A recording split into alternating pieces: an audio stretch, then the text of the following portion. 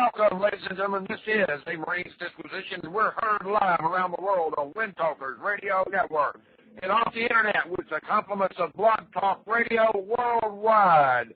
This is a Marines Disquisition. We're heard live Monday through Friday from 2200 hours Greenwich Mean Time to midnight. Ladies and gentlemen, this is, for those of you in California, especially those of you in San Francisco, that works out to be about 2 p.m. That's the little hand on the 2 and the big hand on the 12 for all you Californiaites out there that are trying to figure out what in the world have you got for a congressman, congresswoman out of San Francisco. Ladies and gentlemen, she now spends $500,000. $500,000 a month of your taxpayer money to fly back and forth to California, working just 3 days a week. This is not the envision of our founding fathers. This is not the envision of those men and women that have fought for this nation throughout its history. This is the week of the Marine Corps birthday. We were 234 years old on Tuesday, and this week you heard the pride that I brought forth of being a former United States Marine, a United States Marine that I will be until the day I die, a veteran till the days of posterity is long lost America. Veterans Day was yesterday. You heard some saying, ladies and gentlemen, the times that will try men's souls. We have problems around America. Today I've got a big patriot out there, Edward Andy, who is noted as saying a patriot is always be ready to defend his country against his government. That doesn't necessarily mean to take up arms and defend the country against this government. It defend the country with verbs and words. And that's what Bob Chapman does with us. Samuel Adams said it does not require a majority to prevail, but rather an irate, tireless minority. Seek to set brush fires in people's minds. Bob Chapman does that. Stands for freedom, stands for liberty, stands for truth.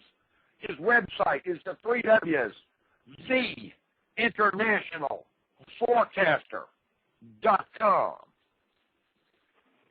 Ladies and gentlemen, I pray that if there's any audio problems out there, it happens to me with just 1 or 2 of you, but if there is a number of you that would send me IMs and let me know that we're having problems, let me know. I would appreciate it. I am getting feedback. Mr. Chapman is here to try to rectify the mic from my end. Mr. Chapman, welcome to the show.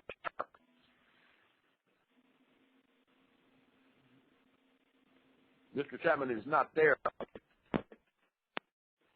Mr. Chapman, are you there? No, he's not. Okay. Thank you, Bobby. Okay, he should be there in about 4 seconds. Okay, Mr. Chapman, you are there now. I am here. Thank you, sir. On my end, I might be breaking up. You should have a clear shot, according to Bobby.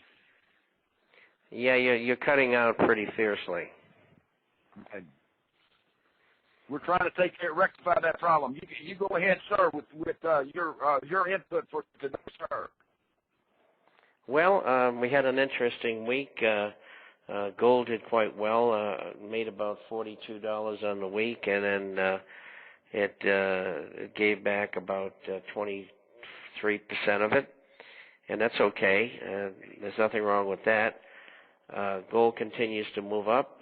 Silver has as well, but not as strongly. The stock market got clipped on the end here today for almost 100 points, and rightly so. It's way overpriced.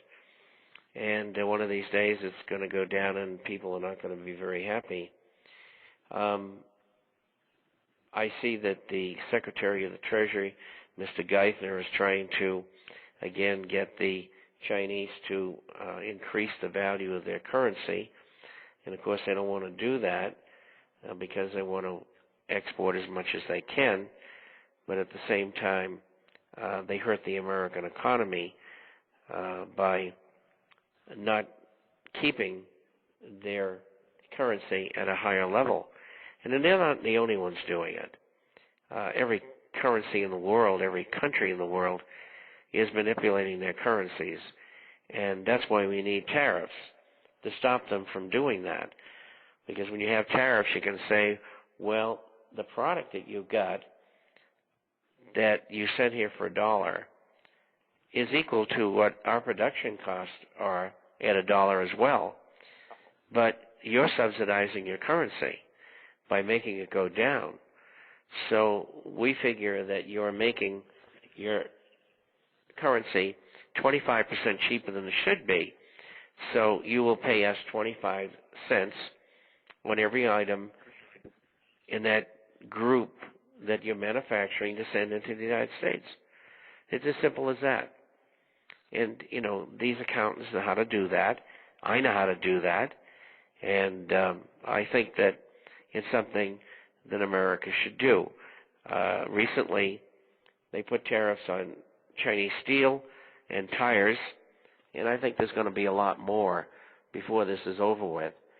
And I think we're going to eventually head into a trade war, and that's good because the U.S. currency has been going down in value, and the lower it goes, the more competitive its goods get on a sale basis to other nations. And it puts more people to work as well. This is what our trading partners have been doing to us for years and years. And so now it's our turn in the barrel. And so these are important events. Well, that's fantastic, Mr. Chairman. I agree with you on the devaluation of the dollar because today I had to renew my Skype account. And my Skype account cost me roughly 20 euros a year, and I paid 2 years in advance 2 years ago, and I only paid $90 for my to go into my account to pay 3 years, and allowed me to have $8 of euros. Was $9. I think it was almost $8.07 in Europe.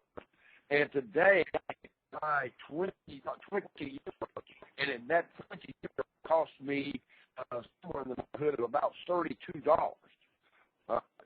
That's a drastic difference in just a couple of years. Where I can remember paying 92 cents for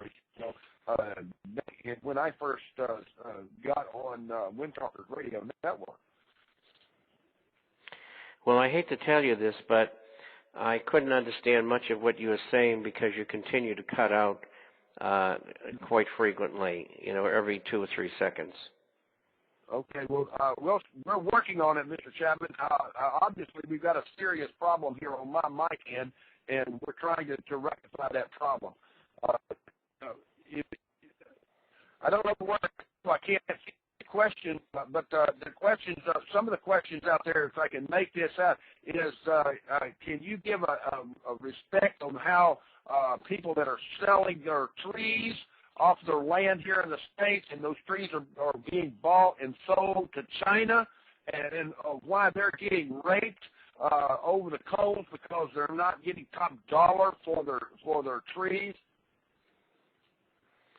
The word is tree, T-R-E-E? Yes, sir, tree. Okay. Well, the price of wood and hardwood and different kinds of wood has fallen quite a bit over the last 2 years. And the main reason is that construction, both residential as well as commercial, has fallen off. And I think it'll continue to stay at that level for some time to come. I don't really think companies that are house builders should be building any houses at all. I mean, with the inventory out there, it's unbelievable. I mean, they've got to find a way to stay in business. I know that.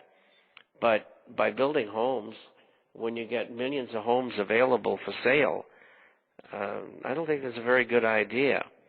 And so that's going to continue, and the timber prices are not going to revive. And if they do, they won't revive very much. And if they do, they'll only revive because people want to be in commodities, and maybe that would be the tail of the dog, so to speak, in buying commodities. The consumption overall is going to go down as well, so it'll affect cotton as well. And in commodities, the place to be, I think, is not only in base and precious metals, but also in beans and grains. I think beans and grains are going to be the next group to move, and I think people should take a look at that.